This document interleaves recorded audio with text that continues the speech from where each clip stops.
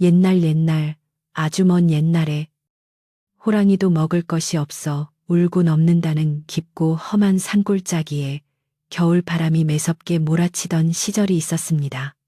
사방이 높은 산으로 둘러싸여 해가 뜨는 시간보다 지는 시간이 더 빠른 이 마을은 겨울이 오면 사람들의 왕래가 뚝 끊기고 오직 하얀 눈만이 세상을 뒤덮어버리는 고립된 곳이었습니다. 그 중에서도 마을에서 한참 떨어진 외딴 곳, 다 쓰러져가는 초가집 한 채가 위태롭게 서 있었는데 이곳에는 효심 깊기로 소문난 아들 강호와 병들어 누운 그의 늙은 어머니가 단둘이 살고 있었습니다. 지붕을 덮은 짚은 사가서 거센 바람이 불 때마다 들이닥치는 눈보라를 겨우 막아내고 있었고 흙벽 곳곳에는 금이가 있어 황소바람이 방 안으로 숭숭 들어왔지만 모자는 서로의 체온에 의지하며 기나긴 겨울밤을 견뎌내고 있었습니다. 강호는 본래 심성이 고운 사내로 마을 사람들은 그를 두고 하늘이 내린 효자라고 칭송했지만 정작 그의 마음속은 시커멓게 타들어가고 있었습니다. 며칠째 계속된 폭설로 인해 산에 올라가 나무를 할 수도 없었고 겨울 양식으로 준비해둔 시래기와 감자마저 바닥을 보인 지 오래였기 때문입니다. 아궁이에 불을 지필 때감이 떨어져 방바닥은 얼음장처럼 차가웠고 냉골에서 기침을 토해내는 어머니의 쇳소리 섞인 숨소리는 강호의 가슴을 날카로운 비수처럼 후벼 팠습니다. 강호는 자신의 무능함이 어머니를 더 고통스럽게 만들고 있다는 생각에 밤잠을 이루지 못하고 문풍지가 떨리는 소리를 들으며 긴 한숨만을 내쉴 뿐이었습니다. 어느 날 아침 강호는 부엌에 들어가 쌀독을 열어보았으나 그 안에는 쌀겨 한 줌조차 남아있지 않고 텅 빈 독 바닥만이 그를 싸늘하게 올려다보고 있었습니다. 그는 혹시나 하는 마음에 독 안쪽을 손으로 훑어보았지만 잡히는 것은 차가운 독이 파편뿐이었고 그 순간 절망감은 파도처럼 밀려와 그의 발목을 적셨습니다. 어머니께 아침상이라도 차려드려야 하는데 드릴 것이라고는 뒷산 약수터에서 길어온 물 한 사발뿐이라는 사실이 그를 비참하게 만들었습니다. 강호는 솥에 물을 붓고 불도 없는 아궁이 앞에 줄이고 앉아 마른 솔잎 몇 개를 긁어 모아 겨우 불씨를 살려보려 애썼지만 젖은 나무는 매캐한 연기만 피어 올릴 뿐 타오르지 않았습니다. 방 안에서는 어머니의 기침 소리가 끊이지 않고 들려왔는데 그 소리는 마치 마른 장작이 쪼개지는 소리처럼 건조하고 위태롭게 들렸습니다. 어머니는 아들이 걱정할까봐 입을 이불로 틀어막고 소리를 죽이려 했지만 앙상하게 마른 어깨가 들썩이는 것까지는 감출 수 없었습니다. 강호는 부엌 문틈으로 그 모습을 지켜보다가 눈시울이 뜨거워져 고개를 돌렸고 주먹으로 흙바닥을 내리치며 자신의 처지를 원망했습니다. 하늘이 무심하다는 말이 절로 나왔지만 그렇다고 주저앉아 있을 수만은 없었기에 그는 다시 한번 입술을 깨물고 일어섰습니다. 어떻게든 먹을 것을 구해야만 어머니를 살릴 수 있다는 생각 하나로 그는 다 해진 집신을 고쳐 신었습니다. 강호는 눈보라가 휘몰아치는 밖으로 나와 무릎까지 빠지는 눈길을 헤치며 마을 어귀로 향했습니다. 평소 같으면 이웃집에 가서 사정이라도 해보겠지만 흉년이 들어 마을 인심도 예전 같지 않았고 모두가 제 입에 풀칠하기도 어려운 형편이라 누구 하나 선뜻 도움의 손길을 내밀 수 없는 상황이었습니다. 강호는 김씨네 집 대문 앞까지 갔다가 차마 입이 떨어지지 않아 발길을 돌렸고 박씨네 담장 너머로 들려오는 아이들의 배고픈 울음소리에 고개를 숙인 채 뒷걸음질 쳤습니다. 자신의 자존심 때문이 아니라 남들도 죽지 못해 사는 처지임을 너무나 잘 알고 있었기에 차마 아쉬운 소리를 할 수 없었던 것입니다. 빈손으로 터덜터덜 집으로 돌아오는 길. 강호의 눈에는 온통 하얀 눈밖에 보이지 않았는데 그 눈이 마치 자신과 어머니를 세상으로부터 가두는 거대한 감옥의 벽처럼 느껴졌습니다. 차라리 봄이라도 오면 산나물이라도 뜯어 연명할 수 있을 텐데. 이 지독한 겨울은 끝날 기미가 보이지 않고 산짐승들조차 자취를 감춘 산속은 죽음처럼 고요했습니다. 강호는 집으로 들어가는 쌀이문 앞에서 잠시 멈춰서서 깊은 한숨을 내쉬었는데 입에서 나온 하얀 입김이 공중에서 힘없이 흩어지는 모습이 마치 자신의 처지 같았습니다.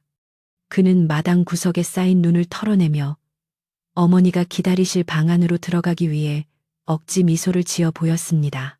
방문을 열자 냉기가 훅 끼쳐왔고 윗목에 누워 계신 어머니는 인기척을 느끼고 힘겹게 눈을 뜨시며 아들을 맞이했습니다. 어머니의 눈은 차랗게 들어가 있었고 광대뼈는 앙상하게 튀어나와 있어 보는 이의 가슴을 아프게 했습니다. 어머니는 아들의 언손을 자신의 마른 두 손으로 감싸며 밖에 많이 춥지 헛걸음하고 온 게냐. 내 걱정은 말고 어서 아랫목에 언몸이나 녹여라라고 말씀하셨습니다. 강호는 어머니의 손이 자신의 손보다 더 차갑다는 사실에 목이 메어 아무 말도 할 수 없었고 그저 고개만 끄덕이며 어머니의 이불깃을 여며 드릴 뿐이었습니다. 강호는 어머니를 안심시키기 위해 거짓말을 해야 했는데 어머니, 김진사 댁에서 내일은 일감을 준다 하니 내일은 꼭 쌀을 구해 오겠습니다. 오늘은 조금만 참으세요라고 말하며 짐짓 밝은 표정을 지었습니다. 하지만 그 말은 공허하게 방 안을 맴돌았고 어머니 또한 아들의 말이 거짓임을 알면서도 모른 척 고개를 끄덕여 주었습니다. 서로가 서로를 위해 거짓말을 하고 있다는 사실이 슬펐지만 지금 이 순간 그들에게 남은 것은 서로를 위하는 마음 하나뿐이었기에 그 거짓말조차도 소중한 위로가 되었습니다. 강호는 부엌에서 끓여온 따뜻한 숭늉 한 그릇을 어머니께 내밀었고 어머니는 그것을 세상에서 가장 귀한 음식인 양 천천히 목으로 넘겼습니다. 해가 지고 어둠이 깔리자 산골의 추위는 더욱 기승을 부렸고 문풍지는 찢어질 듯 비명을 질러댔으며 산짐승들의 울음소리가 멀리서 들려왔습니다. 강호는 아궁이에 남은 마지막 잔가지들을 모두 집어넣었지만 불길은 금세 사그라들었고 방바닥에 온기는 오래가지 못했습니다. 그는 어머니가 춥지 않도록 자신이 덮고 있던 얇은 소미불마저 어머니 쪽으로 밀어주었고 자신은 웅크린 채 벽에 기대어 추위를 견뎠습니다. 뼛속까지 파고드는 추위 속에서 강호는 문득 이렇게 살다가 우리 둘 다 얼어 죽는 것은 아닐까 하는 공포감에 사로잡혔습니다. 어머니는 잠결에도 추운지 몸을 잔뜩 웅크리며 앓는 소리를 냈고 그때마다 강호는 깜짝 놀라 어머니의 이마를 짚어보곤 했습니다. 열은 없었지만 몸이 얼음장처럼 차가워 강호는 자신의 옷을 벗어 어머니의 발을 감싸 안고 밤새 주물러 드렸습니다. 어머니, 제발 아프지만 마세요. 제가 어떻게든 살려드릴게요. 강호는 마음속으로 수천 번이고 빌고 또 빌었지만 대답 없는 어둠만이 그의 기도를 삼켜버릴 뿐이었습니다. 그는 자신의 무력함에 치를 떨며 눈물을 흘렸고 그 눈물은 볼을 타고 흘러내려 차가운 바닥에 떨어졌습니다. 밤이 깊어질수록 강호의 머릿속에는 복잡한 생각들이 엉켜들었는데 가난이라는 것이 죄가 되어 자신을 옥죄어 오는 것만 같았습니다. 그는 어릴 적 아버지를 여의고 어머니와 단둘이 살면서 겪었던 수많은 고생들을 떠올렸습니다. 남의 집 밭일을 해주고 얻어온 보리쌀로 죽을 끓여 먹던 날들, 산에서 나무를 캐다 팔아 겨우 약값을 마련했던 날들이 주마등처럼 스쳐 지나갔습니다.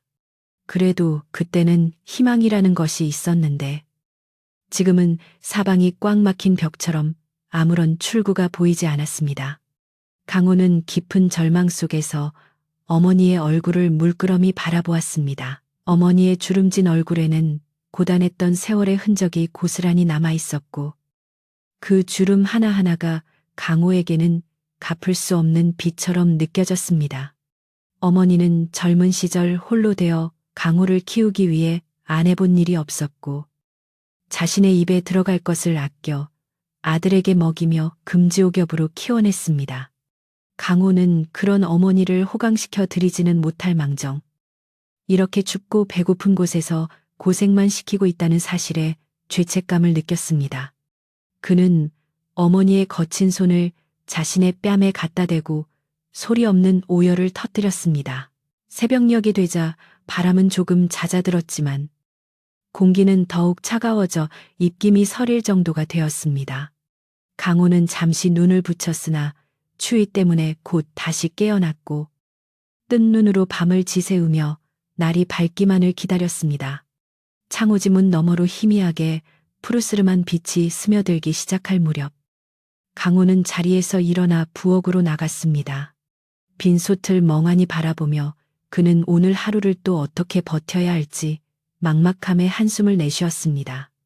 그때 부엌 구석에 놓인 낡은 지게가 눈에 들어왔고 그는 지게를 짊어지고 산으로 가서 죽은 나무라도 해와야겠다고 결심했습니다. 지게를 지고 집을 나선 강호는 밤새 쌓인 눈 때문에 길이 지워진 산길을 조심스럽게 올랐습니다.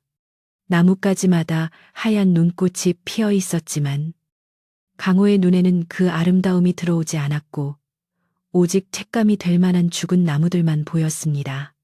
그는 낫으로 억세게 엉킨 덤불을 헤치며 산 중턱까지 올라갔고 쓰러진 고목을 발견하고는 기쁜 마음에 달려가 톱질을 시작했습니다.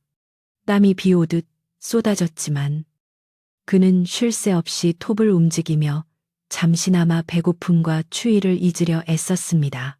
나무를 한 짐 가득 싣고 내려오는 길. 강호의 다리는 후들거리고 어깨는 짓눌려 끊어질 듯 아팠지만 집에서 기다릴 어머니를 생각하며 이를 악물고 버텼습니다. 산을 내려오면서 그는 마을 아래쪽 부잣집들의 굴뚝에서 피어오르는 연기를 보았고 그곳에서는 따뜻한 밥 짓는 냄새가 날 것이라는 생각에 뱃속이 요동쳤습니다. 저들은 배불리 먹고 따뜻한 방에서 지내는데 왜 우리는 이렇게 고통받아야 하는가 하는 원망이 불쑥 솟구쳤지만 그는 고개를 저으며 나쁜 생각을 떨쳐내려 했습니다. 집에 도착한 강호는 아궁이에 나무를 넣고 불을 지폈고 타닥타닥 타오르는 불길을 보며 잠시나마 안도감을 느꼈습니다. 방 안의 냉기가 조금씩 가시자 어머니의 기침 소리도 잦아들었고 강호는 방으로 들어가 어머니의 곁에 앉았습니다. 강호야, 고생했다. 이 엄동설안의 산을 다녀오다니. 몸은 상하지 않았느냐. 어머니의 걱정 어린 목소리에 강호는 빙그레 웃으며 괜찮습니다. 오늘 해온 나무면 며칠은 따뜻하게 지내실 수 있을 겁니다. 라고 대답했습니다. 하지만 땔감은 해결되었어도 먹을 것이 없다는 사실은 여전히 해결되지 않은 숙제처럼 그의 마음을 짓눌렀습니다. 그때 밖에서 인기척이 들려왔습니다. 이리 오너라. 계시느냐. 낯선 목소리에 강호는 깜짝 놀라 방문을 열고 밖을 내다보았습니다. 살인문 밖에는 눈을 털며 서 있는 한 노인이 있었는데 행색은 남루했지만 눈빛만은 형형한 것이 범상치 않아 보였습니다. 강호는 서둘러 마당으로 나가 노인을 맞이했고 누구신지 모르오나 추운데 어서 안으로 드시지요라고 정중하게 권했습니다. 비록 드릴 것은 없었지만 추위에 떨고 있는 길손을 그냥 보낼 수 없는 강호의 착한 심성 때문이었습니다. 노인은 강호의 안내를 받아 방으로 들어왔고 아랫목에 자리를 잡고 앉아 온몸을 녹였습니다. 강호는 부엌에서 따뜻한 물 한 그릇을 떠와 노인에게 대접했고 노인은 물을 단숨에 들이키고는 강호와 누워있는 어머니를 번갈아 쳐다보았습니다. 자네가 이 마을 효자 강호인가? 내 지나가는 길에 소문을 듣고 들렀네. 노인의 말에 강호는 부끄러워하며 고개를 숙였습니다. 효자라니요. 당치 않습니다. 어머니께 따뜻한 밥 한 끼 제대로 대접하지 못하는 불효자일 뿐입니다. 노인은 강호의 말을 듣고 혀를 차며 안타까워했습니다. 세상인 심이 야박하여 효자가 굶는 세상이 되었구나. 내 자네의 사정을 딱하게 여겨 한 가지 일러줄 말이 있어 왔네.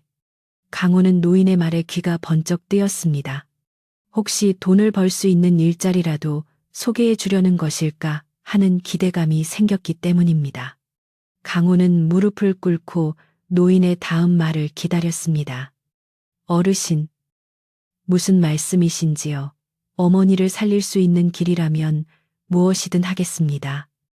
노인은 잠시 뜸을 들이더니 품속에서 낡은 지도 한 장을 꺼내 강호 앞에 펼쳐 보였습니다. 이 산 너머 큰 고을에 가면 큰 장이 선다네. 내 듣자 하니 그곳에 가면 자네같이 힘 좋고 성실한 일꾼을 구하는 상단이 있다더군. 그곳에 가서 일을 하면 큰 돈을 벌 수 있을 걸세. 강호의 눈이 휘둥그레졌습니다. 큰 돈을 벌 수 있다는 말은 지금의 절망적인 상황을 단번에 뒤집을 수 있는 희망의 동화줄처럼 보였습니다. 하지만 노인은 의미심장한 미소를 지으며 말을 이었습니다. 허나 그곳은 아주 먼 곳이라 한 번 떠나면 몇 달, 아니 몇 년이 걸릴지 모르는 길이야. 자네가 떠나면 병든 노모는 누가 돌보겠나. 노인의 지적은 강호의 가슴을 찌르는 송곳과도 같았습니다. 어머니를 두고 떠날 수는 없었지만 그렇다고 여기 남아서 함께 굶어 죽을 수도 없는 노릇이었습니다. 강호의 얼굴에 다시 그늘이 드리워졌고 노인은 그 모습을 유심히 지켜보다가 짐을 챙겨 일어섰습니다. 선택은 자네 몫이야. 하지만 기회는 자주 오는 것이 아니니 잘 생각해보게나. 노인은 바람처럼 사라졌고 방 안에는 다시 정막만이 감돌았습니다. 강호는 노인이 두고 간 지도를 만지작거리며 깊은 고민에 빠졌습니다. 어머니를 모시고 갈 수는 없을까. 하지만 병약한 어머니가 그 험한 산길을 견딜 수 있을 리 만무했습니다. 그렇다고 혼자 떠난다면 어머니는 굶어 돌아가실 것이 뻔했습니다. 강호의 마음속에서 효심과 생존 본능이 치열하게 싸우기 시작했습니다. 어머니는 자는 척하고 있었지만 노인과 아들의 대화를 모두 듣고 있었고 이불 속에서 몰래 눈물을 훔치고 계셨습니다. 그날 밤 강호는 악몽을 꾸었습니다. 꿈속에서 그는 쌀이 가득한 곡간을 열고 있었는데 뒤를 돌아보니 어머니가 눈 속에 파묻혀 점점 사라져가고 있었습니다. 강호야, 나를 두고 가거라. 어머니의 목소리가 메아리처럼 들려왔고 강호는 비명을 지르며 잠에서 깼습니다. 식은땀이 온몸을 적시고 있었고 밖에는 여전히 매서운 바람이 불고 있었습니다. 강호는 잠든 어머니의 얼굴을 확인하고 안도의 한숨을 내쉬었지만 마음 한구석에 자리 잡은 불안감은 쉽게 사라지지 않았습니다. 다음 날 아침 강호는 마당에 나가 하늘을 올려다 보았습니다. 여전히 찌푸린 하늘에서는 금방이라도 눈이 쏟아질 것 같았습니다. 그는 결심이 서지 않아 하루 종일 안절부절 못하며 집안을 서성거렸습니다. 냇감은 며칠 버틸 만큼 있었지만 식량은 완전히 바닥나 버렸기에 더 이상 지체할 시간이 없었습니다. 그는 어머니 몰래 부엌에서 짐을 꾸렸다 풀었다를 반복하며 갈등했습니다. 그때 살인문 밖에서 또 다른 인기척이 들려왔고 이번에는 꽤 많은 사람들의 발자국 소리가 들렸습니다. 강호는 긴장하며 밖을 내다보았고 그곳에는 마을 이장님과 낯선 사내 몇 명이 서 있었습니다. 낯선 사내 중 우두머리로 보이는 사람은 비단 옷을 입고 있었고 거만해 보이는 표정으로 강호의 집을 훑어보고 있었습니다. 이장님은 난처한 표정으로 강호를 불렀습니다. 강호야, 이분들이 너를 좀 보자고 하시는구나. 강호는 영문을 몰라 어리둥절한 표정으로 그들 앞에 섰습니다. 비단 옷을 입은 사내가 강호에게 다가와 말을 건넸습니다. 자네가 강호인가?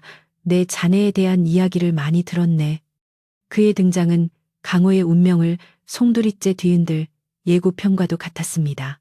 비단 옷을 입은 사내는 자신을 도성에서 큰 상단을 이끄는 최부자라고 소개했는데 그의 기름진 얼굴과 두툼한 손은 평생 흙 한 번 만져보지 않은 사람처럼 매끄러웠습니다. 그는 코를 살짝 쥐며 퀴퀴한 냄새가 나는 좁은 방 안을 이리저리 훑어보더니 혀를 차며 안타깝다는 듯이 입을 열었습니다. 허, 소문대로 정말 딱한 처지로구먼. 내 자네의 곰 같은 힘과 우직한 성품을 높이 사서 팔자를 고칠 수 있는 아주 특별한 제안을 하러 멀리서 왔네. 강호는 낯선 이의 무례한 시선에 불쾌감을 느꼈지만 상대가 워낙 귀티가 흐르고 위압감이 있는지라 감히 대꾸하지 못하고 그저 묵묵히 고개를 숙인 채 다음 말을 기다릴 뿐이었습니다. 최 부자는 품속에서 묵직해 보이는 엽전 꾸러미 하나를 꺼내 방바닥에 툭 던지듯 놓았는데 짤랑거리는 맑은 금속 소리가 고요한 초가집의 정막을 날카롭게 찢어 놓았습니다. 그것은 강호가 평생 구경조차 해보지 못한 거금이었고 당장 저 돈이면 쌀을 몇 가만이나 사고도 남아 며칠 동안 따뜻한 고깃국을 끓여 먹을 수 있을지 가늠조차 되지 않는 큰 돈이었습니다. 어머니도 그 소리에 놀라 실눈을 뜨고 엽전 꾸러미를 바라보았으나 이내 기운이 없어 다시 눈을 감고 거친 숨만 몰아쉬었습니다. 최 부자는 강호의 흔들리는 눈빛을 놓치지 않고 입가에 묘한 미소를 띠며 은밀한 목소리로 말을 이었습니다. 자네가 나와 함께 도성으로 가서 내 상단의 호위 무사가 되어준다면 지금 보는 이 돈은 그저 계약금에 불과하네. 내 상단은 조선 팔도를 누비며 막대한 이익을 남기는데 자네처럼 힘세고 믿을 만한 사람이 절실히 필요해. 최 부자의 제안은 굶주림과 추위에 지친 강호에게 마치 구세주의 동아줄처럼 들렸고 순간적으로 눈앞이 환해지는 듯한 착각마저 들게 했습니다. 강호는 떨리는 목소리로 물었습니다. 그렇다면 제 어머니도 함께 모시고 가서 도성에서 좋은 약을 써 병을 고칠 수 있겠습니까? 이것이 강호에게는 가장 중요한 문제였기에 그는 간절한 눈빛으로 최 부자의 입만 바라보았습니다. 하지만 최 부자의 표정은 순식간에 차갑게 굳어졌고 단호하게 고개를 저으며 강호의 희망을 짓밟았습니다. 그건 곤란해. 우리 상단은 험한 길을 빠르게 이동해야 하므로 병든 노인을 데리고 다닐 수는 없네. 게다가 자네가 할 일은 목숨을 걸고 물건을 지키는 일이라. 사사로운 정에 얽매여서는 큰일을 그르치기 십상이지. 최 부자의 말은 얼음장보다 더 차갑게 강호의 가슴에 박혔습니다. 그는 잠시 말을 멈추고 강호를 쏘아보더니 결정적인 조건을 덧붙였습니다.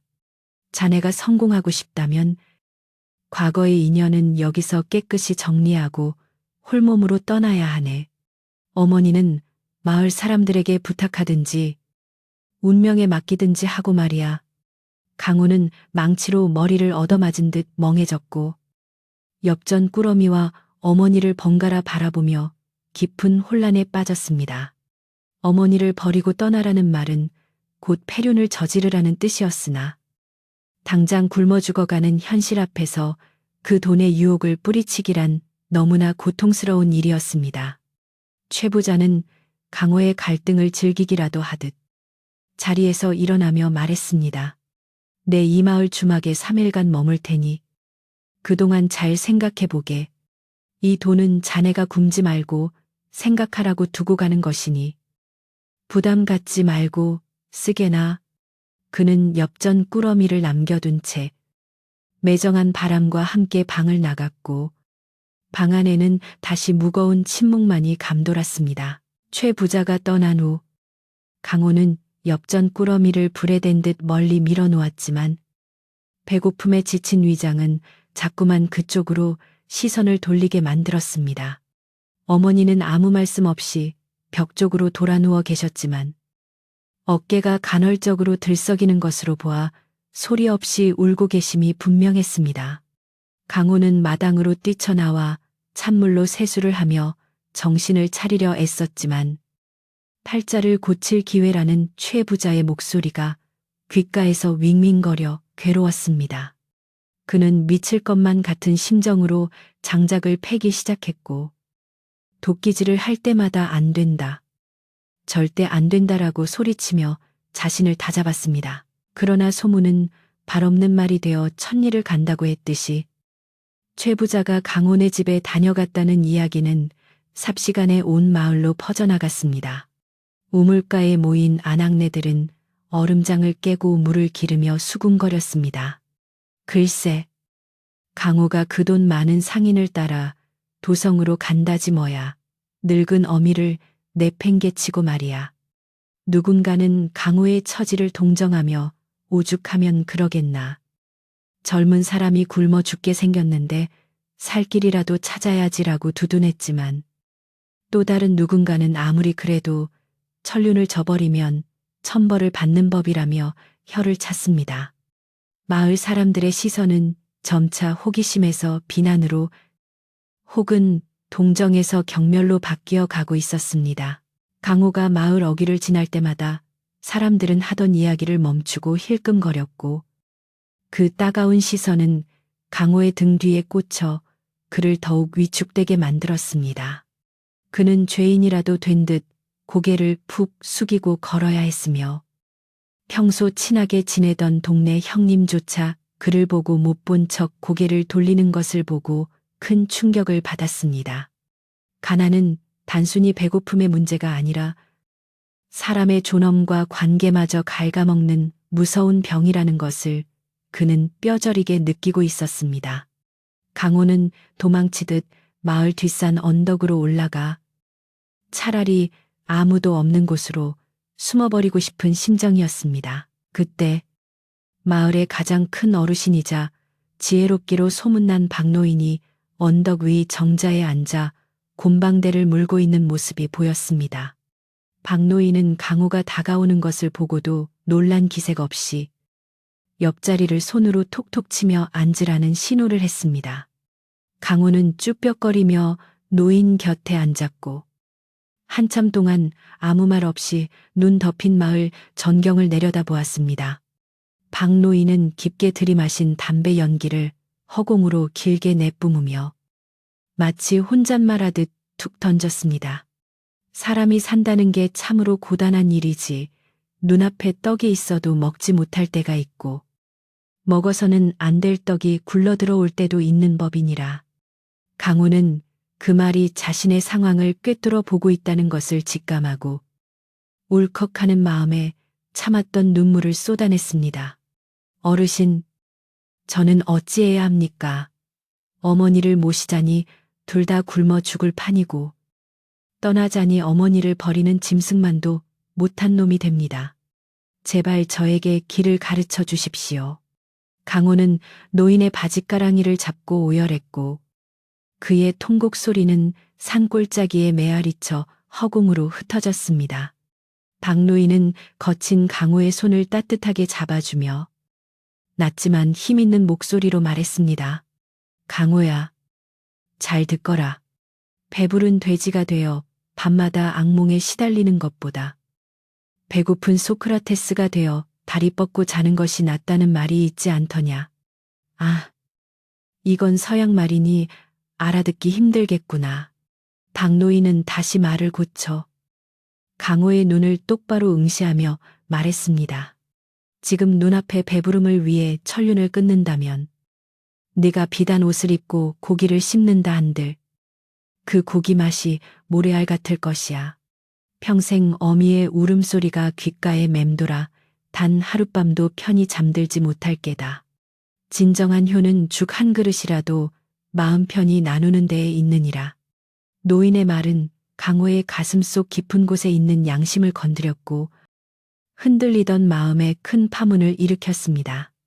강호는 눈물을 닦으며 고개를 끄덕였지만 현실의 배고픔은 여전히 해결되지 않은 채 무겁게 그를 짓누르고 있었습니다. 집으로 돌아오는 길. 강호의 발걸음은 여전히 무거웠지만 박노인의 말은 계속해서 귓가에 맴돌았습니다.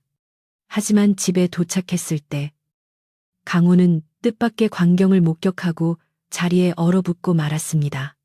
며칠 동안 꼼짝도 못하고 누워만 계시던 어머니가 일어나 빗자루를 들고 마당에 눈을 쓸고 계셨던 것입니다. 어머니는 비틀거리면서도 억지로 기운을 내어 비질을 하고 있었고 그 모습이 너무나 위태로워 보여 금방이라도 쓰러질 것만 같았습니다. 강호는 기겁하여 달려가 빗자루를 빼앗으며 소리쳤습니다. 어머니, 이게 무슨 짓입니까? 당장 들어가 누우세요. 어머니는 강호의 손을 뿌리치며 단호한 표정으로 말했습니다. 아니다. 강호야, 나 이제 다 나았다. 몸도 가볍고 기운이 펄펄 넘치니 걱정 말거라. 어머니의 목소리는 떨리고 있었고 얼굴은 백지장처럼 하얗게 질려 있었지만 눈빛만은 애써 강한 척하고 있었습니다. 어머니는 아들에게 짐이 되지 않기 위해 자신이 건강하다는 것을 증명하려 무리하고 계신 것이었습니다. 그러니 강호야, 그분 따라 도성으로 가거라. 나는 이제 혼자서도 잘 살 수 있다. 네가 성공해서 돌아오기만 하면 된다. 어머니의 거짓말은 너무나 뻔해서 더욱 슬프게 들렸습니다. 강호는 어머니를 억지로 방으로 모시고 들어와 이불을 덮어드렸지만 어머니는 계속해서 강호를 밀어내며 떠나라고 재촉했습니다. 제발 가거라. 네가 여기서 썩는 꼴을 더는 못 보겠다. 네가 떠나는 게 나를 돕는 효도다.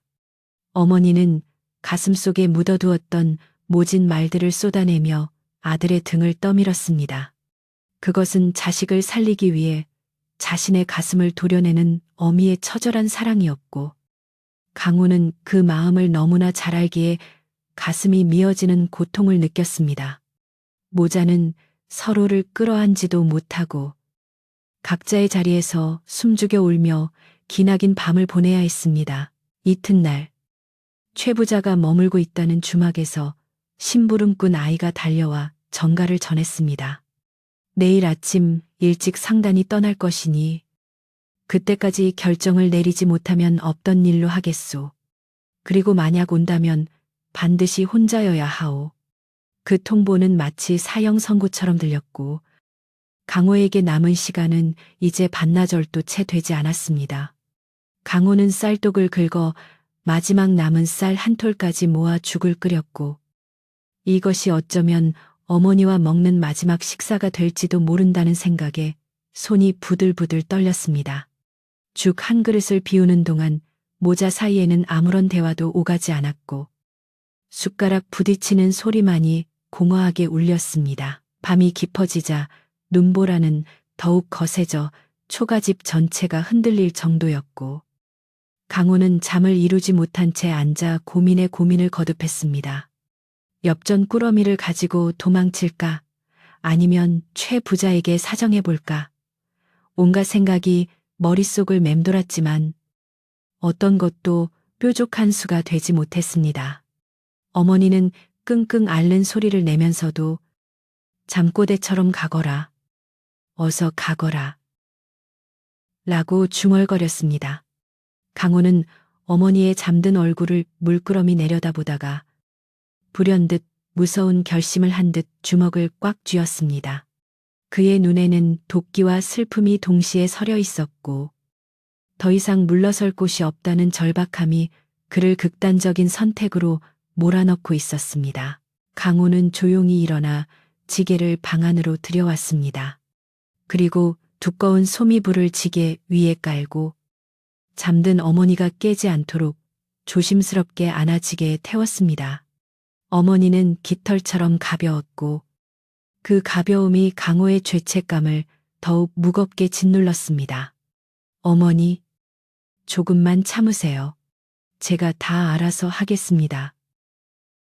강호는 누구에게 하는 말인지 모를 말을 중얼거리며 지게를 짊어지고 신발끈을 단단히 묶었습니다. 밖에서는 늑대들의 울음소리가 들려왔고 세상은 온통 칠흑 같은 어둠에 잠겨 있었습니다. 살인문을 나서자 차가운 눈바람이 강호의 뺨을 세차게 때렸지만 그는 아랑곳하지 않고 마을 뒷산으로 향하는 길로 접어들었습니다. 최 부자가 있는 주막 쪽이 아니라 인적이 드문 깊은 산속으로 향하는 그의 발걸음은 비장했고 눈 위에는 깊고 선명한 발자국이 남겨졌습니다. 마을 사람들은 모두 잠든 시각. 강호는 어머니를 업고 세상의 끝으로 향하듯 어둠 속으로 걸어 들어갔습니다.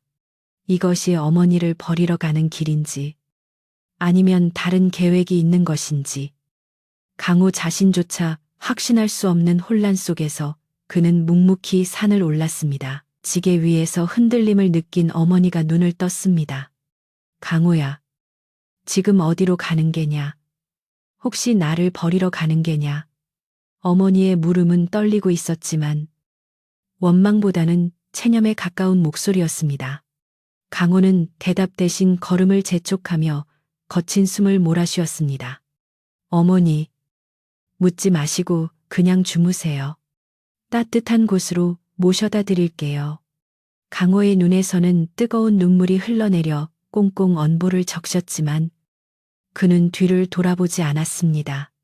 그렇게 모자는 눈보라가 휘몰아치는 산속 깊은 곳으로 돌아올 수 없는 길을 떠나고 있었습니다.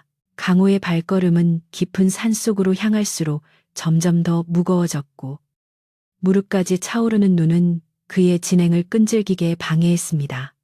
산은 마치 거대한 입을 벌리고 있는 괴물처럼 그들 모자를 집어삼킬 듯 칠흑 같은 어둠 속에 웅크리고 있었으며 나뭇가지들은 앙상한 팔을 뻗어 강호의 옷자락을 붙잡고 놓아주지 않으려는 듯 했습니다. 강호는 거친 숨을 몰아쉬며 한 발 한 발 힘겹게 내디뎠는데 그의 입에서 뿜어져 나오는 하얀 입김은 짙은 안개가 되어 시야를 가렸고 이마에서 흐르는 땀은 차가운 바람에 금세 식어 살갗을 얼어붙게 만들었습니다. 지게 위에서 느껴지는 어머니의 가벼운 무게는 역설적이게도 천근만근의 바위덩어리처럼 그의 어깨를 짓눌러 왔고 그 무게감은 단순히 육체적인 것이 아니라 씻을 수 없는 죄책감의 무게였습니다. 강호는 차라리 이대로 쓰러져 눈 속에 파묻혀버리고 싶다는 생각을 수없이 되뇌었지만 어머니를 편안한 곳에 모셔야 한다는 혹은 어머니를 버려야만 내가 산다는 모순된 일념이 그의 다리를 계속 움직이게 만들었습니다. 어머니는 등 뒤에서 아무런 미동도 없이 조용히 엎여 계셨는데 그 고요함이 강호에게는 더욱 큰 고통으로 다가왔습니다. 차라리 나를 어디로 데려가느냐. 이 불효자식아라고 욕이라도 해주신다면 마음이 덜 괴로울 것 같았지만 어머니는 숨소리조차 죽이며 아들의 고단한 발걸음에 짐이 되지 않으려 애쓰고 계셨습니다. 강호는 어머니가 잠드신 줄 알았으나 사실 어머니는 맑은 정신으로 깨어 있었고 아들이 향하는 곳이 어디인지 그리고 자신의 운명이 어떻게 될 것인지 이미 직감하고 계셨습니다.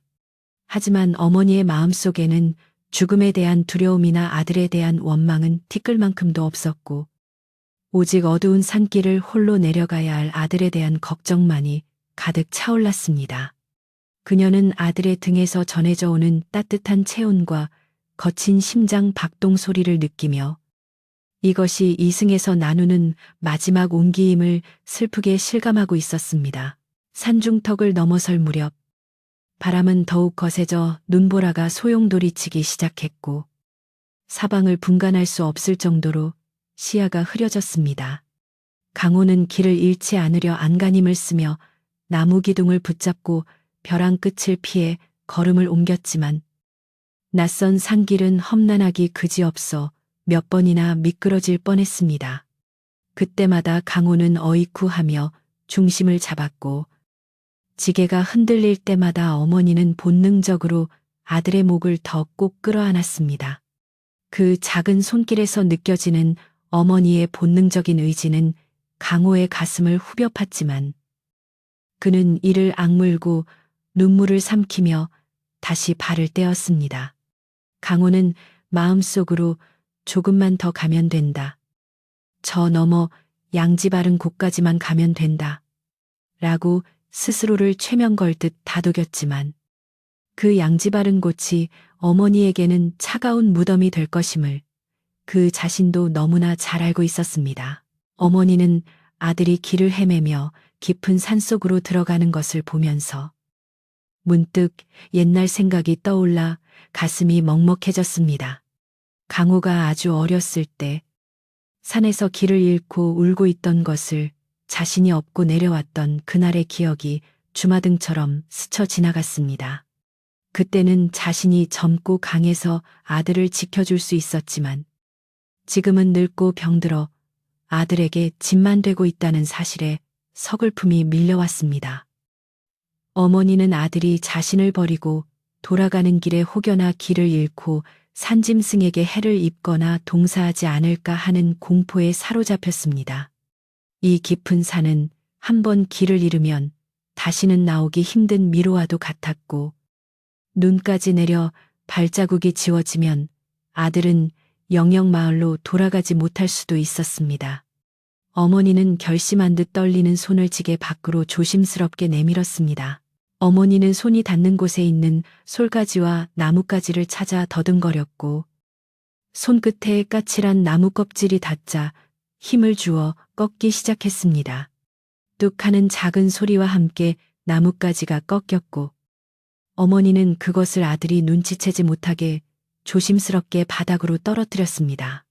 손이 얼어 감각이 무뎌지고 날카로운 가시에 찔려 피가 배어 나왔지만 어머니는 아픔을 느낄 겨를도 없이 계속해서 손을 뻗었습니다.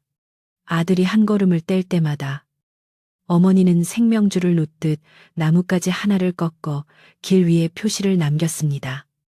이것은 단순한 나뭇가지가 아니라 아들이 살아서 돌아가기를 바라는 어머니의 피 끓는 사랑이자 마지막 유언과도 같은 것이었습니다. 강호는 등 뒤에서 간간히 들려오는 뚝뚝 하는 소리를 들었지만 그저 밟고 지나가는 마른 나뭇가지 소리이거나 바람에 나무가 부러지는 소리일 것이라고 생각하며 무심코 넘겼습니다. 그의 머릿속은 온통 복잡한 생각들로 꽉 차 있어서 주변의 작은 변화를 감지할 여력이 없었기 때문입니다. 그는 자신이 지금 저지르고 있는 일이 꿈이기를 바랐고 눈을 뜨면 따뜻한 아랫목에서 어머니와 함께 아침을 맞이하는 상상을 하며 현실 도피를 시도했습니다. 하지만 얼굴을 때리는 차가운 눈송이와 다리에 전해오는 고통은 이것이 지독한 현실임을 뼈저리게 일깨워 주었습니다.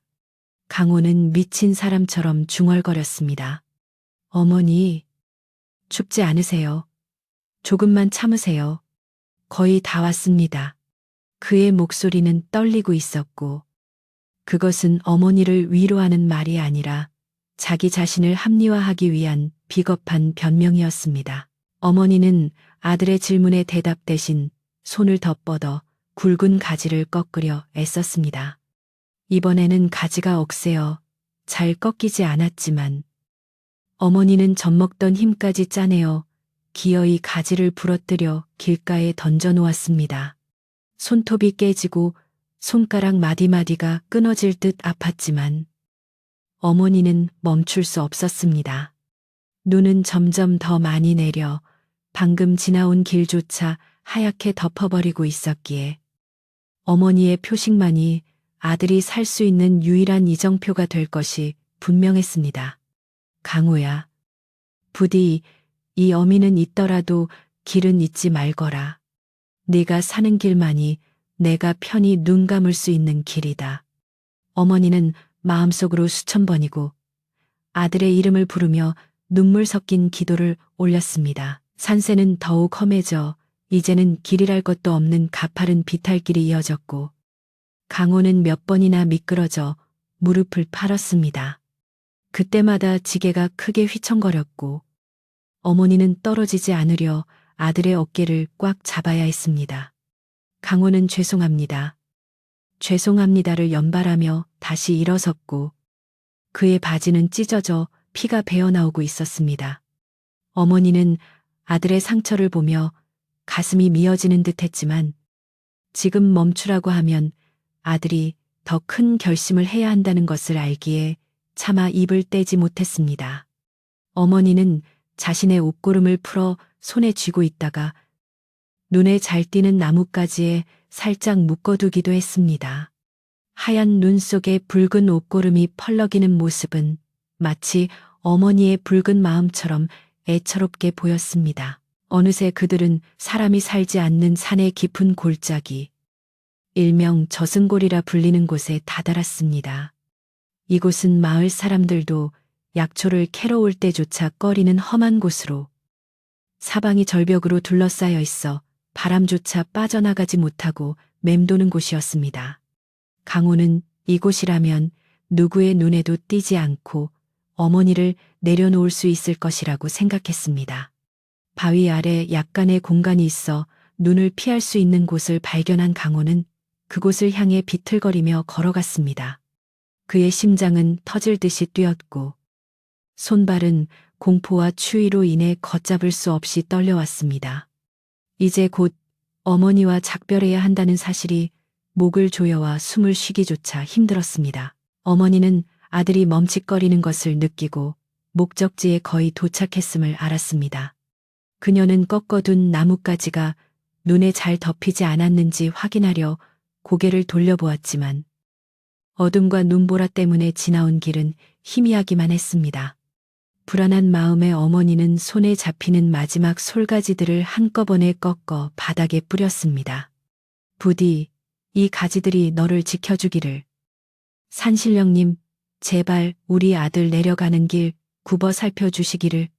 어머니의 간절한 소망은 눈송이 하나하나에 베어들어 산을 울리고 있었습니다.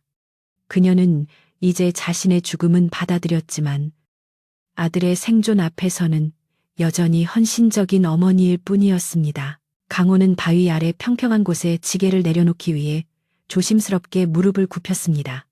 지게의 다리가 눈 속을 파고들며 쿵하는 소리를 내자 그 소리가 마치 사형 집행을 알리는 북소리처럼 강호의 귀를 때렸습니다.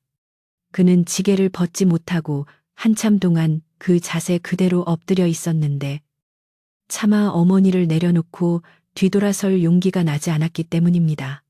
등 뒤에서 어머니의 따뜻한 체온이 전해져 오자 강호는 억눌렀던 오열을 터뜨리고 말았습니다. 어머니, 제가 죽일 놈입니다. 저를 용서하지 마세요. 강호의 울음소리는 바람소리에 묻혀 흩어졌지만 그 처절함은 어머니의 등까지 전해졌습니다. 어머니는 등 뒤에서 흐느끼는 아들의 머리를 쓰다듬어 주고 싶었지만 그렇게 하면 아들이 마음을 약하게 먹을까봐 짐짓 모른 척 가만히 있었습니다. 대신 그녀는 나지막한 목소리로 마치 어린 아들을 재우듯 평온하게 말했습니다. 강호야, 여기가 참으로 아늑하구나. 바람도 덜하고 눈도 피할 수 있으니 내가 쉬기에는 안성맞춤이다. 어머니의 거짓말은 아들의 죄책감을 덜어주기 위한 마지막 배려였습니다. 그 말에 강호는 더욱 서럽게 울었지만 어머니는 단호하게 말을 이었습니다.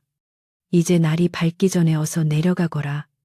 날이 밝으면 사람들이 볼 수도 있고 최 부자가 떠날 시간도 얼마 남지 않았으니 서둘러야 한다.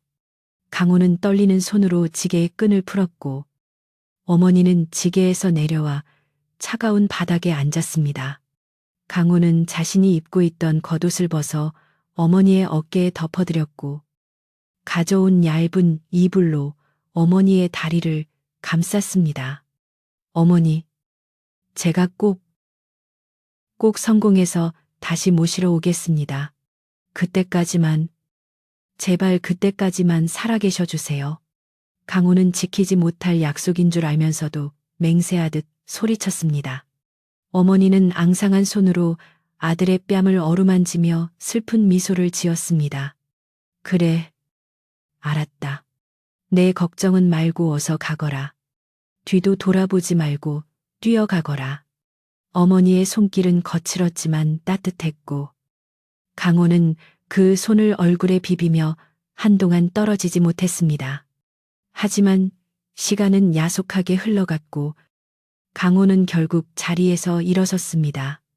그는 뒷걸음질 치며 어머니에게서 멀어졌고 어머니는 어둠 속에 앉아 아들에게 손을 흔들어 주었습니다. 강호는 고개를 돌려 산 아래를 향해 뛰기 시작했습니다. 눈물이 앞을 가려 아무것도 보이지 않았지만 그는 미친 듯이 달렸습니다. 어머니의 모습이 보이지 않게 되자 공포와 죄책감이 뒤섞인 감정이 폭풍처럼 몰아쳤습니다. 그는 도망치듯 산을 내려가려 했지만 낯선 길과 깊은 눈 때문에 몇 걸음 못 가서 넘어지고 말았습니다. 눈 속에 처박힌 강호는 한참을 일어나지 못하고 헐떡거렸습니다. 차가운 눈이 얼굴을 찔렀지만 가슴 속의 불덩이는 꺼지지 않았습니다. 내가 무슨 짓을 한 거지? 내가 정말 어머니를 버린 건가? 강호는 자신의 손을 내려다 보았습니다. 그 손은 어머니를 업고 온 손이자 어머니를 차가운 눈밭에 버리고 온 폐륜의 손이었습니다. 그는 머리를 쥐어뜯으며 괴로워했습니다. 그때 구름 사이로 희미하게 달빛이 비치기 시작했고 강호의 눈앞에 믿을 수 없는 광경이 펼쳐졌습니다. 달빛에 비친 눈길 위로 드문드문 꺾인 나뭇가지와 솔잎들이 길게 이어져 있는 것이 보였습니다. 처음에는 바람에 떨어진 것이라 생각했지만 자세히 보니 그것은 일정한 간격으로 누군가 일부러 놓아둔 것처럼 질서정연하게 놓여 있었습니다. 강호는 홀린 듯이 그 나뭇가지 하나를 집어들었습니다. 꺾인 단면은 방금 부러진 듯 싱싱했고 가지 끝에는 붉은 핏자국이 희미하게 묻어 있었습니다. 강호의 등골이 서늘해지며 머리털이 쭈뼛 섰습니다. 이 깊은 산속에 이 시간에 이런 표시를 남길 사람은 단 한 명뿐이었습니다. 강호는 멍하니 서서 그 나뭇가지들이 이어지는 곳을 바라보았습니다. 그것은 자신이 걸어왔던 길을 따라 끊임없이 이어져 있었고 마치 이리로 가거라, 길 잃지 말고 이리로 가거라라고 말하고 있는 듯 했습니다. 그 순간 강호의 뇌리에 어머니가 지게 위에서 꼼지락거리던 느낌과 간간이 들려오던 뚝뚝 소리가 번개처럼 스쳐 지나갔습니다. 그는 비로소 깨달았습니다. 어머니는 자신이 버려지는 그 순간에도 자신을 버리고 돌아가는 아들이 길을 잃을까봐 손가락이 찢어지는 고통을 참으며 길을 표시하고 있었던 것입니다. 강호는 손에 든 나뭇가지를 가슴에 품고 그 자리에 주저앉았습니다. 심장이 찢어질 듯한 통증이 밀려왔고 터져나오는 울음을 막을 수 없었습니다. 아, 어머니, 어머니. 강호의 통곡 소리는 고요한 새벽산을 울렸습니다. 그는 나뭇가지에 묻은 어머니의 피를 보며 자신의 어리석음과 이기심을 뼛속 깊이 저주했습니다. 부와 성공, 최부자의 돈, 그 모든 것이 어머니의 이 핏방울 하나보다 가치 없음을 뼈저리게 깨닫는 순간이었습니다. 달빛은 점점 더 밝아져 그 길고 긴 사랑의 이정표를 선명하게 비추었고 강호는 그 길을 따라 다시 위를 올려다 보았습니다. 저 위, 춥고 어두운 곳에 홀로 남겨진 어머니가 자신을 위해 기도하고 있을 모습이 눈앞에 그려졌습니다. 강호는 더 이상 망설일 이유가 없었습니다. 그는 자리를 박차고 일어나 왔던 길을 향해 어머니가 만들어 놓은 그 눈물겨운 길을 따라 다시 뛰기 시작했습니다. 이번에는 도망치는 걸음이 아니라 세상에서 가장 소중한 것을 되찾으러 가는 절박한 질주였습니다. 강호는 미친 사람처럼 산길을 거슬러 올라갔는데 그의 거친 숨소리는 휘몰아치는 눈보라 소리마저 집어삼킬 듯 맹렬했습니다. 조금 전까지만 해도 어머니를 버리고 내려가던 그 길이었지만 지금은 어머니를 살리기 위해 자신의 목숨을 걸고 올라가는 생명의 길이 되어 있었습니다. 발이 눈 구덩이에 빠지고 날카로운 돌부리에 걸려 넘어져도 그는 고통을 느낄 겨를이 없었으며 오직 어머니가 계신 그 바위 아래로 빨리 가야 한다는 일념 하나로 네 발로 기어서라도 산을 올랐습니다. 달빛에 비친 꺾인 나뭇가지들은 마치 강호의 가슴을 찌르는 화살처럼 보였고 그 가지 끝에 묻은 붉은 핏자국은 아들의 불효를 꾸짖는 무언의 외침처럼 선명하게 다가왔습니다.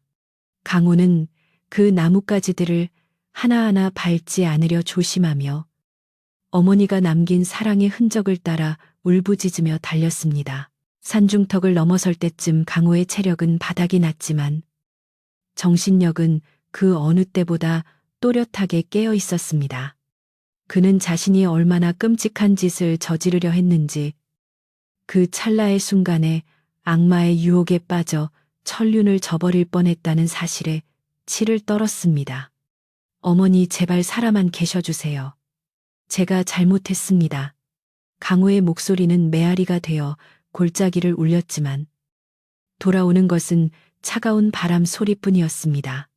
어둠 속에서 희미하게 보이던 그 바위가 가까워질수록 강호의 심장은 터질 듯이 요동쳤고 혹시라도 이미 늦어버린 것은 아닐까 하는 불길한 예감이 그의 발목을 잡았습니다.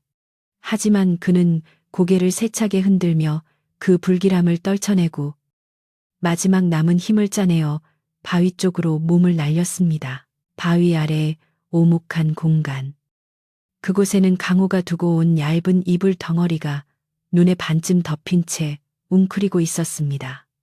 강호는 숨이 솟는 듯한 공포를 느끼며 다가가 눈을 허겁지겁 치워냈고 그 속에서 하얗게 센 머리카락을 늘어뜨린 채 의식을 잃어가는 어머니의 얼굴을 발견했습니다.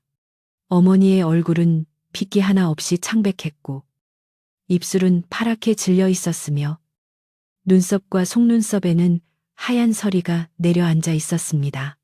강호는 덜덜 떨리는 손으로 어머니의 코 밑에 손가락을 대어 보았는데 다행히 미약하게나마 따뜻한 바람이 느껴졌습니다. 어머니 눈 좀 떠보세요. 강호가 왔습니다.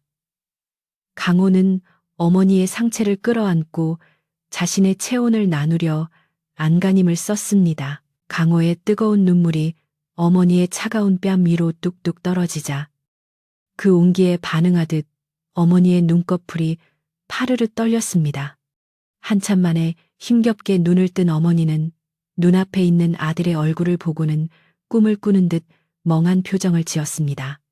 그러다 이내 상황을 파악하고는 반가움보다는 안타까움이 가득한 목소리로 힘없이 물었습니다.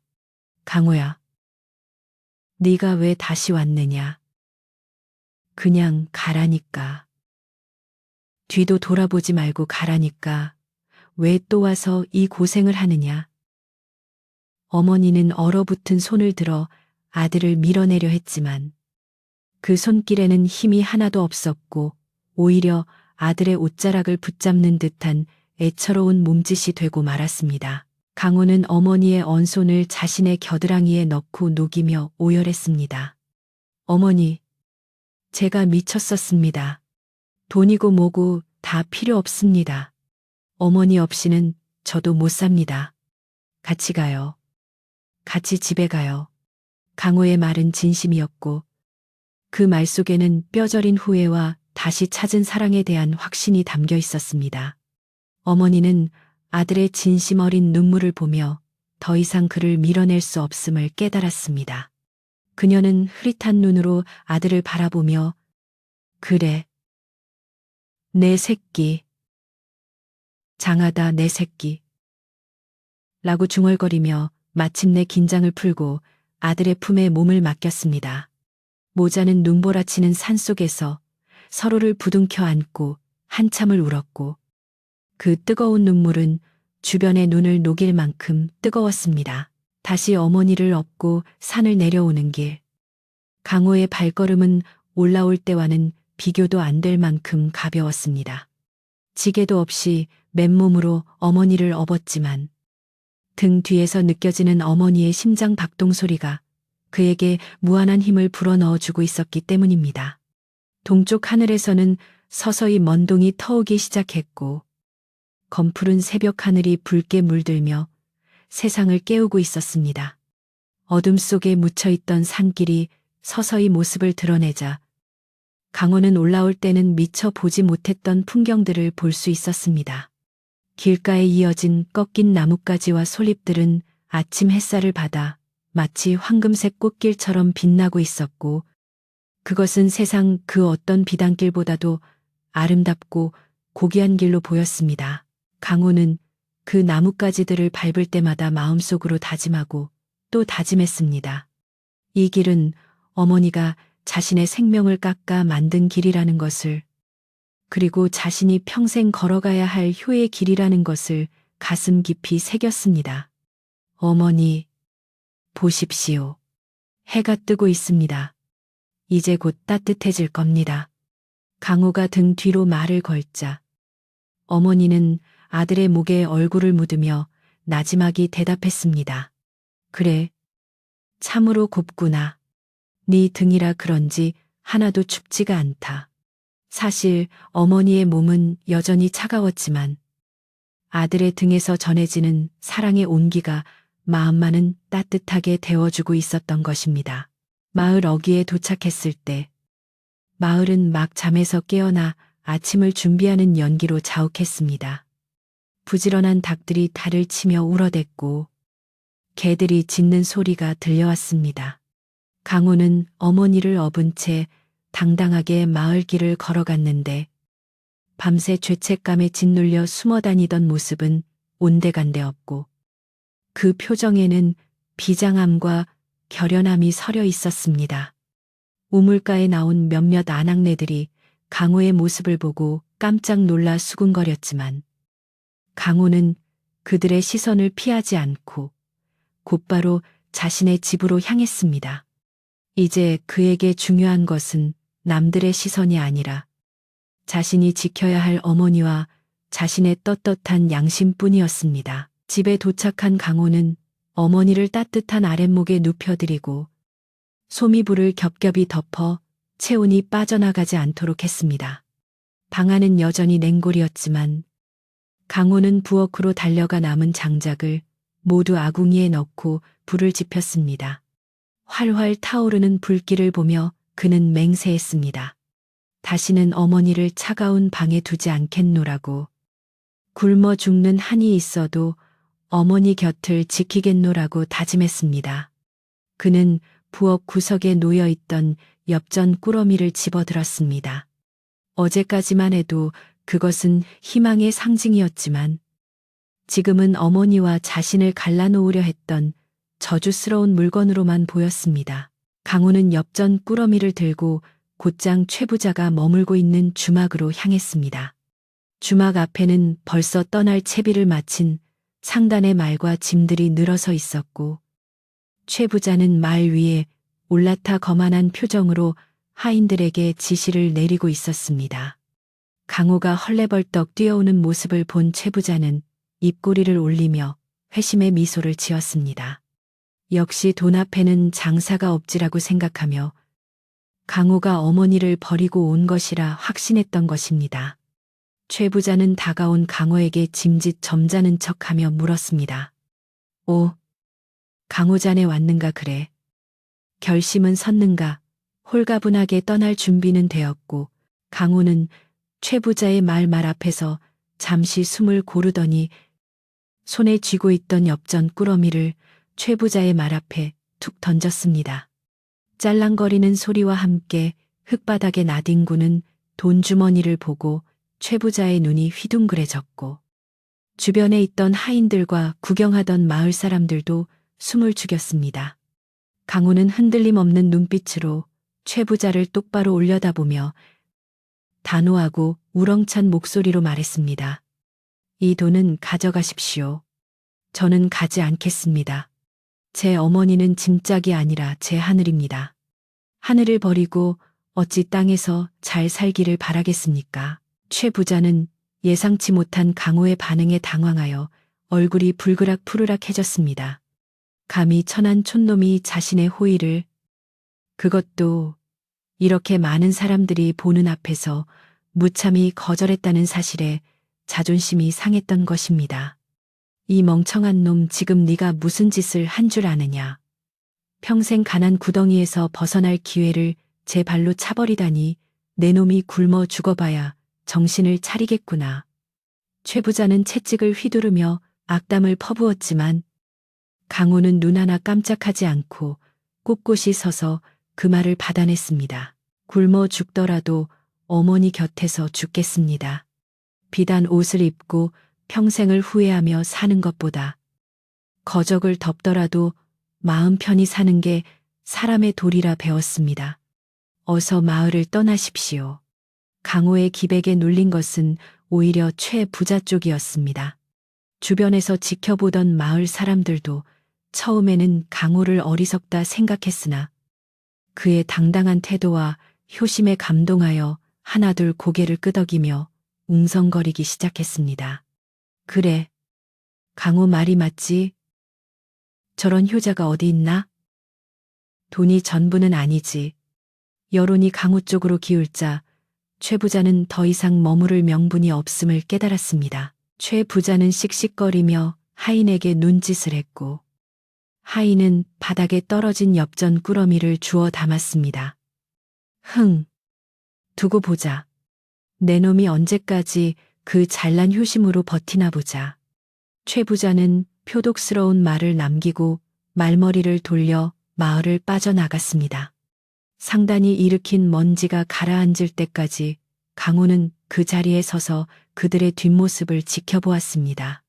화려한 행렬이 사라지고 나자 강호의 마음속에는 설명할 수 없는 평온함이 찾아왔습니다. 비록 빈손이 되었고 당장의 끼니가 걱정되는 상황이었지만 가슴 한구석을 짓누르던 거대한 바위가 사라진 듯 홀가분했습니다. 주막 주인이 다가와 강호의 어깨를 두드리며 말했습니다. 강호야, 참으로 잘했다. 네가 가면 네 어미는 시름시름 앓다. 며칠 못 가 죽었을 게야. 돈이야 벌면 되지만 부모는 한 번 가면 그만 아니더냐. 주막 주인은 강호의 손에 따뜻한 국밥 한 그릇을 쥐어주며 이거라도 가지고 가서 어미랑 먹거라. 돈은 나중에 갚아도 된다라고 말했습니다. 강호는 뜨거운 국밥 그릇을 받아들고 고마움의 눈시울이 붉어졌습니다. 세상이 다 돈을 쫓아 돌아가는 것 같아도 아직 따뜻한 인정이 남아있다는 사실에 그는 다시 살아갈 힘을 얻었습니다. 강호는 국밥 그릇을 소중히 품에 안고 집으로 달렸습니다. 식기 전에 어머니께 드려야 한다는 생각에 발걸음이 빨라졌습니다. 집에 도착하여 방문을 열자 아궁이의 온기가 방바닥을 타고 올라와 훈훈한 기운이 감돌고 있었습니다. 어머니는 이불을 턱 밑까지 덮고 누워 계셨는데 아들이 들어오는 소리에 힘겹게 고개를 돌려 바라보았습니다. 강호야, 그 사람들 갔느냐? 어머니의 목소리에는 두려움과 안도감이 섞여 있었습니다. 혹시라도 아들이 마음을 바꿔 그들을 따라갔을까봐 걱정하셨던 것입니다. 강호는 어머니의 손을 잡으며 환하게 웃어 보였습니다. 네, 다 보냈습니다. 속 시원하게 다 보냈습니다. 어머니, 이제 저는 어디 안 갑니다. 어머니랑 여기서 평생 살 겁니다. 그제야 어머니의 얼굴에 안심의 빛이 돌았고 눈가에 고여있던 눈물이 주르륵 흘러내렸습니다. 그래. 고맙다. 못난 어미 안 버리고 돌아와줘서 고맙다. 어머니는 아들의 손등에 얼굴을 비비며 하염없이 눈물을 흘렸고 강호는 그런 어머니를 보며 다시는 이 손을 놓지 않겠다고 다시는 어머니의 눈에서 눈물이 나게 하지 않겠다고 다짐했습니다. 그날 오후 강호는 다시 산으로 올라갔습니다. 이번에는 어머니를 업고 가는 것이 아니라 지게에 도끼를 싣고 나무를 하러 가는 길이었습니다. 그는 어머니가 꺾어 놓았던 그 나뭇가지들을 하나하나 수거했습니다. 그것들은 횟감으로 쓰기에는 너무나 귀하고 아픈 사연이 담겨 있었기에 강호는 그것들을 모아 집마당 한 구석에 정성스럽게 묻어주기로 했습니다. 어머니의 사랑을 잊지 않기 위한 작은 무덤이자 기념비였습니다. 산에서 내려오는 길. 강호는 눈 속에 파묻힌 뿌리와 겨우살이를 발견했습니다. 예전에는 보이지 않던 것들이 마음의 눈을 뜨자 보이기 시작한 것입니다. 저녁이 되자 강호는 구해온 똠뿌리를 다려 어머니께 드리고 주막 주인이 준 국밥을 데워 상을 차렸습니다. 비록 화려한 반찬은 없었지만 그 밥상은 세상 그 어떤 왕의 수라상보다 따뜻하고 풍성했습니다. 어머니는 아들이 떠먹여주는 국물을 받아 마시며 며칠 만에 처음으로 핏기가 도는 얼굴로 미소를 지으셨습니다. 밖에는 다시 눈이 내리기 시작했지만 방 안은 모자의 사랑으로 가득 차 그 어떤 추위도 침범할 수 없는 요새가 되었습니다. 강호는 어머니의 다리를 주무르며 내일은 마을 사람들에게 일감을 부탁해 봐야겠다고 생각했습니다. 이제는 부끄러움도 두려움도 없었습니다. 밤이 깊어지자 마을은 고요해졌고 강호네 집 지붕 위로 소복이 눈이 쌓였습니다. 강호는 잠든 어머니의 숨소리를 들으며 비로소 다리를 뻗고 누웠습니다. 박노인의 말대로 배부른 돼지보다 배고픈 사람의 잠이 더 달콤하다는 것을 그는 온몸으로 느끼고 있었습니다. 내일의 걱정은 내일의 해가 뜨면 다시 시작되겠지만 적어도 오늘 밤만큼은 후회 없는 선택을 한 자신을 토닥이며 깊은 잠에 빠져들 수 있었습니다. 방 한 구석. 어머니가 꺾어 던졌던 솔가지 향기가 은은하게 퍼져나와 모자의 꿈속을 지켜주었습니다. 그날 밤 사나운 눈보라가 휩쓸고 지나간 마을에는 언제 그랬냐는 듯 거짓말처럼 평온하고 눈부신 아침 햇살이 내려앉았습니다. 강원의 집 지붕 위에 소복하게 쌓인 눈은 햇살을 받아 보석처럼 반짝였고 처마 끝에 매달린 고드름에서는 수정 같은 물방울이 똑똑 떨어지며 봄이 멀지 않았음을 알리는 청아한 소리를 냈습니다. 강호는 어느 때보다 개운한 몸과 마음으로 자리에서 일어나 기지개를 켰는데 비록 배는 고프고 방안 공기는 차가웠지만 가슴 속에는 그 무엇과도 바꿀 수 없는 뜨거운 희망이 꽉 차 있었기 때문입니다. 그는 곤히 잠든 어머니의 이불을 조심스럽게 여며드리고 밖으로 나와 마당에 쌓인 눈을 치우며 힘차게 하루를 시작했습니다. 빗자루가 눈 위를 지나가는 사각거리는 소리마저 강호에게는 흥겨운 음악 소리처럼 들렸고 그의 입가에는 좀처럼 떠나지 않는 옅은 미소가 머물러 있었습니다. 강호가 최 부자의 엽전 꾸러미를 내던지고 어머니를 선택했다는 이야기는 주막 주인의 입을 통해 삽시간에 온 마을로 퍼져나갔습니다. 처음에는 강호를 어리석다고 비웃던 사람들도 그가 어머니를 업고 산을 오르내리며 겪었을 그 처절한 밤의 사연과 어머니가 아들을 살리기 위해 깔아놓은 나뭇가지 이야기를 전해 듣고는 모두 숙연해졌습니다. 우물가에 모인 아낙네들은 세상에 그런 효자가 어디 있나. 우리는 그 속도 모르고 욕만 했네라며 눈시울을 붉혔고 사랑방에 모인 노인들도 요즘 세상에 보기 드문 일이야. 하늘이 감동할 일이로고 하며 혀를 찼습니다. 강호의 이야기는 삭막했던 마을 사람들의 메마른 가슴에 작은 파문을 일으켰고 그 파문은 곧 따뜻한 물결이 되어 강호네 집으로 향하기 시작했습니다. 점심때가 될 무렵 강호네 집 살인문 밖에서 웅성거리는 소리가 들려왔습니다. 강호가 문을 열고 나가보니 평소 왕래가 없던 이웃집 김씨 아저씨가 지게에 장작을 한 짐 가득 지고 서 있었습니다. 김씨는 쑥스러운 듯 헛기침을 몇 번 하더니 자네가 어제 산에서 해온 나무로는 턱없이 부족할 것 같아. 내 집에 남는 것을 좀 가져왔네라며 마당 한 구석에 장작을 부려놓았습니다. 강호가 고마움에 어쩔 줄 몰라 하며 인사를 하기도 전에 이번에는 뒷집 박씨 아주머니가 김이 모락모락 나는 시루떡 한 덩이를 들고 들어왔습니다. 오늘 우리 집 제사라 떡을 좀 했는데 혼자 먹기 그래서 가져왔어. 노모랑 같이 들게. 박씨 아주머니의 말은 핑계였음이 분명했지만 그 따뜻한 마음 씀씀이에 강호는 목이 메어 말문이 막혔습니다. 그뿐만이 아니었습니다. 마을 사람들은 약속이라도 한 듯 하나둘씩 강원의 집을 찾아와 십시일반으로 도움의 손길을 건넸습니다. 어떤 이는 묵은 쌀 한 대를, 어떤 이는 지난 가을에 수확한 감자 몇 알을, 또 어떤 이는 낡았지만 깨끗하게 빤 소못을 슬그머니 마루에 놓고 갔습니다. 가난한 산골 마을이라 누구 하나 넉넉한 형편은 아니었지만 자신들보다 더 어려운 처지에서도 효심을 잃지 않은 강호에게 감동하여 콩 한 조각이라도 나누려는 마음들이 모인 것입니다. 강호의 좁은 마당은 순식간에 마을 사람들의 정으로 가득 찼고 차갑게 얼어붙어 있던 초가집에는 사람의 온기가 돌기 시작했습니다. 강호는 마당에 서서 들어오는 이웃들의 손을 하나하나 잡으며 고맙습니다. 정말 고맙습니다. 이 은혜 평생 잊지 않겠습니다. 라고 수없이 머리를 조아렸습니다. 방 안에 누워있던 어머니도 밖에서 들려오는 소란스러움에 몸을 일으켜 창호지 문을 살짝 열어보았습니다.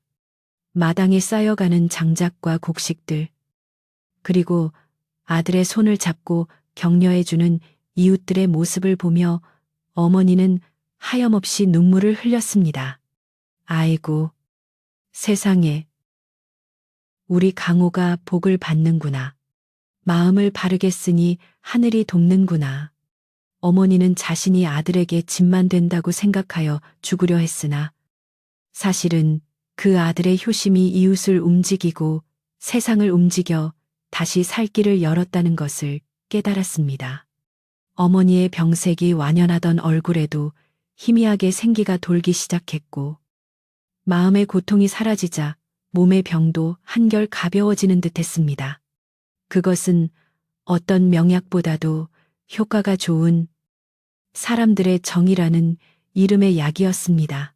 마을의 어른인 박노인도 지팡이를 짚고 강훈의 집을 찾았습니다. 그는 마루에 걸터 앉아 강호를 흐뭇하게 바라보며 말했습니다. 강호야, 내 어제 네 눈빛을 보고 큰일을 낼 줄 알았다만 이렇게 훌륭하게 처신할 줄은 몰랐구나. 네가 최부자의 돈을 받았다면 당장은 배부르게 살았을지 몰라도 평생 고개를 들고 다니지 못했을 게다. 박노인은 품속에서 꼬깃꼬깃한 종이 한 장을 꺼내 강호에게 건넸습니다. 이건 마을 공동 경작지의 소작 문서일세. 봄이 되면 거기서 농사를 지어보게. 부지런한 자네라면 충분히 먹고 살만할 게야. 그것은 강호가 그토록 원하던 떳떳하게 땀 흘려 일할 수 있는 터전이었습니다. 강호는 문서를 받아들고 큰절을 올리며 감격에 눈물을 쏟았습니다. 며칠이 지나자 어머니는 자리를 털고 일어나 부엌길을 거들기 시작했습니다. 아직 거동이 불편하여 지팡이에 의지해야 했지만 아들이 구해온 약초를 달여 마시고 따뜻한 밥을 먹으며 기력을 회복한 덕분이었습니다. 어머니는 아들이 산에서 나무를 해오면 아랫목에 앉아 짚을 꼬아 집신을 삼거나 망태기를 엮었습니다. 내 손이 놀면 뭐 하겠느냐. 이거라도 해서 장에 내다 팔면 반찬값이라도 보탤 수 있지 않겠느냐. 어머니는 집신 한 켤레를 만들 때마다 아들의 건강과 마을 사람들의 평안을 비는 기도를 함께 엮어 넣었습니다. 강호는 그런 어머니 옆에 앉아 산에서 주워온 밤을 까며 도란도란 이야기를 나누었고 그 소소한 일상이 주는 행복에 가슴이 벅차올랐습니다. 겨울이 가고 봄이 찾아오자 강훈의 집 주변은 생명력으로 가득 찼습니다. 눈이 녹은 자리에는 파릇파릇한 새싹이 돋아났고 뒤뜰에 있는 매화나무에는 꽃망울이 터지기 시작했습니다. 강호는 박 노인이 내어준 밭에 나가 새벽부터 밤늦게까지 부지런히 일했습니다. 굳은 땅을 갈아엎고 씨앗을 뿌리는 그의 몸은 고된 노동으로 녹초가 되었지만 마음만은 날아갈 듯 가벼웠습니다.